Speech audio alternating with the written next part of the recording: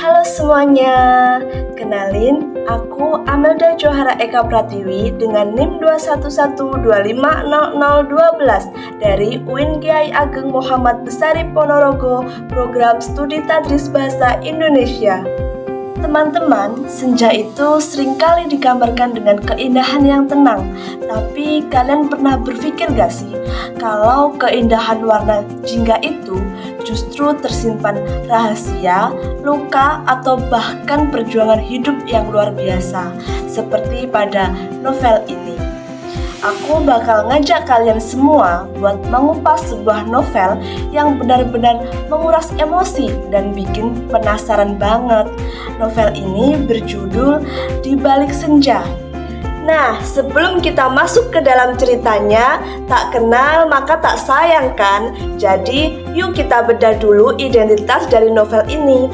Novel ini berjudul Di Balik Senja, penulis Alfia Ramadhani, penerbit Loveable, diterbitkan pada November 2024. Secara tampilan fisik, covernya itu benar-benar dapat banget kan estetikanya, didominasi warna jingga dan siluet yang langsung ngasih kesan yang misterius.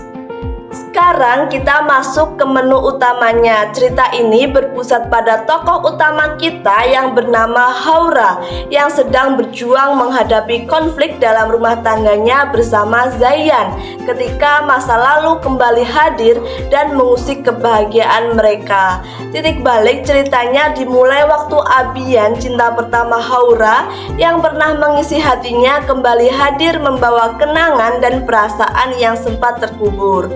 Abian mengatakan pada halaman 44, untuk sementara ini kita fokus masing-masing dulu. Haura tidak bisa berbuat apa-apa selain mengangguk setuju. Abian sepertinya kekeh pada pendiriannya untuk mengakhiri hubungan mereka. Namun pada akhirnya, selama Abian di Singapura, laki-laki itu tidak pernah menghubunginya. Bahkan saat Haura mencoba menghubungi Abian, tidak pernah membalasnya. Yang bikin aku gak bisa berhenti balik halaman demi halaman adalah bagaimana penulis membawa kita masuk ke dalam dinamika hubungan antar tokohnya. Hubungan Haura dan Zayan yang awalnya terlihat baik-baik saja, perlahan diuji oleh kehadiran sosok dari masa lalu. Konflik emosional yang terus menumpuk, keraguan yang muncul, serta kenangan lama yang kembali menghantui membuat alur cerita terasa semakin menegangkan. Pembaca diajak menebak-nebak pilihan yang akan diambil Haura, hingga akhirnya dibawa menuju puncak cerita yang penuh kejutan dan menguras emosi, yaitu hubungan Haura dan Zayan ternyata tetap abadi. Tema utama novel ini adalah cinta, kesetiaan, dan perjuangan mempertahankan komitmen dalam rumah tangga. Tokoh dari novel ini ada Haura, yaitu sosok yang penyayang, lembut, tetapi mengalami konflik batin. Ada Zayan, yaitu suami Haura, digambarkan sebagai pribadi yang bertanggung jawab dan berusaha menjaga rumah tangganya. Dan yang terakhir ada Abian, yaitu sebagai cinta pertama Haura. Kehadirannya menjadi sumber konflik dalam cerita. Novel ini menggunakan alur maju dengan beberapa kilas balik yang menjelaskan hubungan Haura dan Abian di masa lalu. Untuk latar tempatnya berada di rumah dan lingkungan keluarga. Latar waktunya yaitu masa kini dengan beberapa cerita masa lalu. Untuk latar suasana yaitu romantis, haru, dan tegang saat konflik muncul. Penulis menggunakan sudut pandang orang pertama dan penceritaan yang dekat dengan perasaan tokoh, sehingga pembaca dapat memahami emosi yang dialami karakter. Novel ini juga memiliki pesan, yaitu jagalah komitmen dan kepercayaan dalam hubungan. Setiap ujian hidup harus dihadapi dengan kesabaran dan keimanan. Setiap karya sastra pasti punya warna dan keunikannya masing-masing. Nah, dari novel ini tentunya ada kelebihan dan kekurangannya. Untuk kelebihannya yaitu yang pertama, karakter tokoh digambarkan cukup kuat sehingga pembaca dapat merasakan emosi dan dilema yang mereka alami.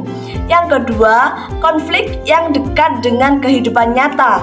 Ketiga, bahasa yang digunakan mudah dipahami, cocok untuk remaja maupun pembaca dewasa.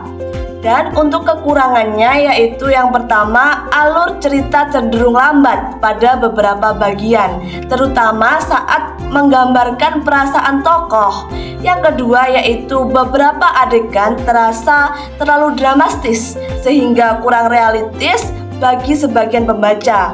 Dan yang ketiga, latar dan tokoh pendukung tidak dijelaskan secara mendalam sehingga fokus cerita lebih banyak tertuju pada tokoh utama. Tapi tenang aja, kekurangan kecil ini sama sekali tidak mengurangi keindahan akhir ceritanya kok. Nah, manfaat yang aku dapatin setelah membaca novel ini bukan cuma sekadar hiburan, tetapi juga semacam terapi emosional.